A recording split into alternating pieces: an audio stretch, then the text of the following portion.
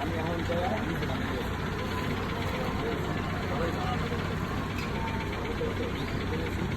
এখন যদি